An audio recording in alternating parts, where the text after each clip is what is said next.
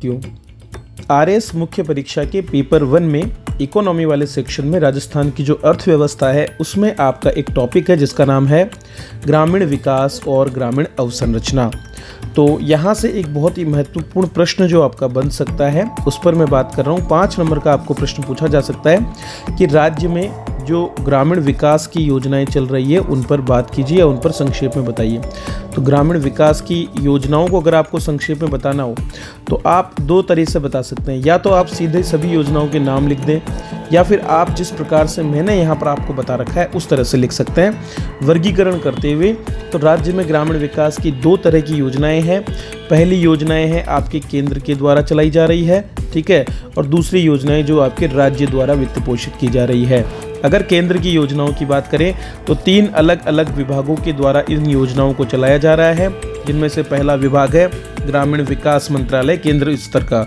इसके द्वारा जो योजनाएं चलाई जा रही है उसमें आजीविका परियोजनाएं जिनमें राजीविका प्रमुख है। इसके बाद में मनरेगा या महात्मा गांधी राष्ट्रीय ग्रामीण रोजगार गारंटी योजना चलाई जा रही है।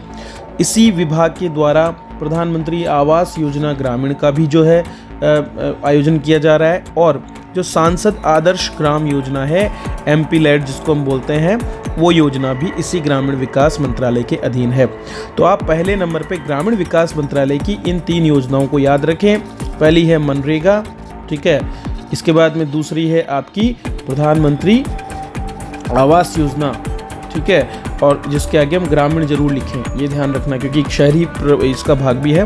और तीसरी है सांसद आदर्श ग्राम योजना एमपी लैड जिसको हम बोलते हैं, वो भी यहाँ पर चल रही है, ठीक है। इसके बाद में अगर हम देखें तो अगली जो हमारी योजना है वो सांख्यिकी एवं कार्यक्रम कार्यान्वयन मंत्रालय द्वारा चलाई जा रही है, सांसद स्थानीय क्षेत्र विकास योजना, ठीक है। तो ये MPLAD ये है, ये आदर्श ग्राम योजना है जिसमें प्रत्येक सांसद के द्वारा 3 गांवों का चयन करने की बात जो है 5 वर्षों के अंतर्गत कही गई थी, वो है, हम बाद में इन पर डिटेल में बात करेंगे।